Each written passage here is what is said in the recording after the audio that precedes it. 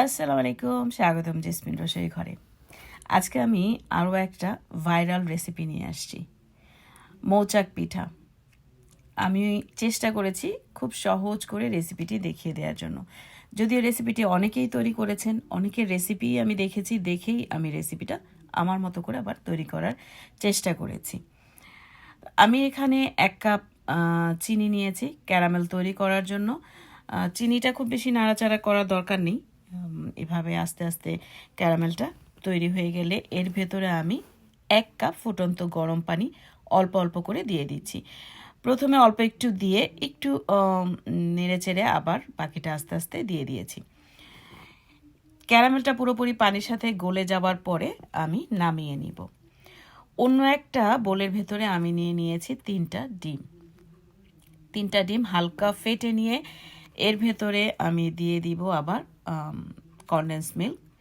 আমি এখানে 2 table spoon condense milk ব্যবহার করেছি। কনডেন্স মিল্কটা দিয়েও আবার ডিমের সাথে মিশিয়ে নিব। যারা সবসময় আমার ভিডিওগুলো দেখেন কিন্তু এখন পর্যন্ত আমার চ্যানেলটিকে সাবস্ক্রাইব করেনি, আশা করি আমার চ্যানেলটিকে সাবস্ক্রাইব করে নেবেন। আর যারা ফেসবুক পেজ থেকে দেখছেন তারা ফেসবুক পেজটিকেও ফলো করে রাখবেন। এরপরে এখানে আমি দেখিয়ে দিয়েছি আমি ময়দা নিয়েছি 1/2 কাপ।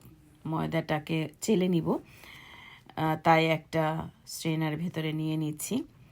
এরপরে নিয়ে নিয়েছি এর সাথে কর্নস্টার্চ 1/2 কাপ। আপনারা চাইলে এখানে টাপিওকা স্টার্চ ব্যবহার করতে পারেন। টাপিওকা স্টার্চ বানানোর জন্য এখানে এভাবে সাগুদানা যেটা সেটাকে গুঁড়ো করে নিলেই টাপিওকা স্টার্চ তৈরি হয়ে যাবে, বা বাজারেও কিনতে পাওয়া যায় টাপিওকা স্টার্চ। আমি এখানে কর্ন স্টার্চ দিয়ে পিঠাটা তৈরি করব। দুটোকে একসাথে মিশিয়ে নিয়ে আমি এভাবে চেলে নিচ্ছি, অল্প অল্প করে চেলে আবার ডিমের মিশ্রণটির সাথে মিশিয়ে নিচ্ছি। আগেই বলেছি এটা একটা ভাইরাল রেসিপি, অনেকেই এটা তৈরি করেছেন এবং অনেকের রেসিপি আমি দেখেছি। তারপরে আমি আমার মতো করে তৈরি করে আপনাদের সাথে শেয়ার করছি। এভাবে ময়দা এবং কর্নস্টার্চের মিশ্রণটি ডিমের সাথে অল্প অল্প করে মিশিয়ে নিব।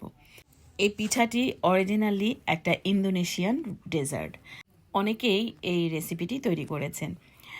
এবার এখানে নিয়েছি 1/2 টিস্পুন বেকিং সোডা।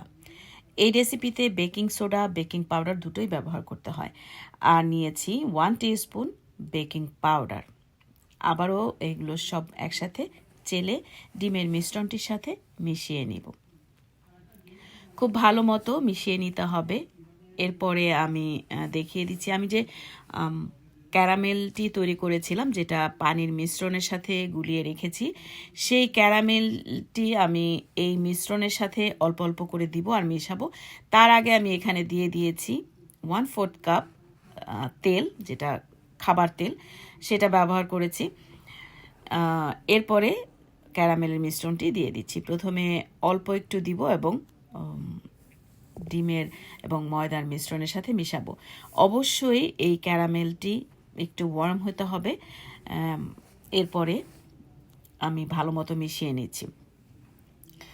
এরপরে আগের থেকে তৈরি করে রাখা আমি যে বেকিং পেন, সেই পেনের ভিতরে পার্চমেন্ট পেপার বিছিয়ে রেখে চারপাশে তেল দিয়ে দিয়েছি। এরপর আবারও একটু যে মিশ্রণটি তৈরি করেছিলাম সেটাকে চেলে নিচ্ছি। চেলে নেওয়ার ফলে দেখা যাবে যদি কোনো লাম্পস থাকে এর ভেতরে, যদি কোনো এরকম ময়দা বা কর্নস্টার্চের মিশ্রণটি দানা দানা থাকে, তাহলে এটা আলাদা হয়ে যাবে। এবার প্যানের ভেতরে বসিয়ে দিয়েছি। আমি চুলায় তৈরি করছি আজকের এই পিঠাটি। আমি দেখিয়ে দিচ্ছি একটু পর পর এটার যে পরিবর্তনটা হয় সেটা। পিঠাটি ঢাকা যাবে না, পুরো ঢাকনা ছাড়াই পিঠাটি তৈরি করতে হবে। আপনারা যারা ওভেনে তৈরি করবেন তাহলে খুব দ্রুত, খুব অল্প সময়েই পিঠাটি হয়ে যায় এবং একই টেম্পারেচারে রেখে পিঠাটি তৈরি করতে হয়। আমি মিডিয়াম আঁচে রেখেই, কন্টিনিউ মিডিয়াম আঁচে রেখে পিঠাটা তৈরি করেছি। এটা লো ফ্লেমে দিলে পিঠাটা অনেকটাই বসে যায়। আমি এর আগে যেগুলো তৈরি করেছি আমি ট্রাই করেছি প্রথমে দেখার জন্য যে আসলে পিঠাটা কীরকম হয়, এবং এরপরেই আমি রেসিপিটা রেডি করেছি আপনাদের জন্য। অবশ্যই চুলার আঁচ একইভাবে রাখবেন। মিনিমাম 2 ঘন্টার মতো সময় লেগে যায় এই পিঠাটা তৈরি হতে। একটা কাঠি ঢুকিয়ে দেখিয়ে দিচ্ছি, ভেতরটা হয়ে এসছে। নামিয়ে একটু ঠান্ডা করে নিতে হবে এবং চারপাশটা দেখিয়ে দিচ্ছি একদমই ছেড়ে আসছে। প্লেটে যখন আমি ঢেলে নিচ্ছিলাম একটুও সময় নেয়নি, পিঠাটা একদমই বের হয়ে এসছে খুব ইজিভাবে। আমি কেটে নিচ্ছি।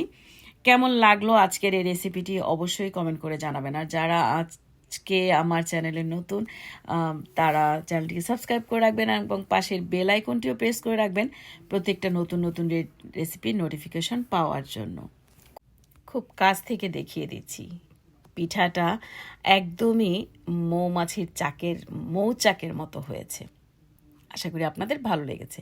ভালো থাকবেন সবাই। আল্লাহ হাফেজ।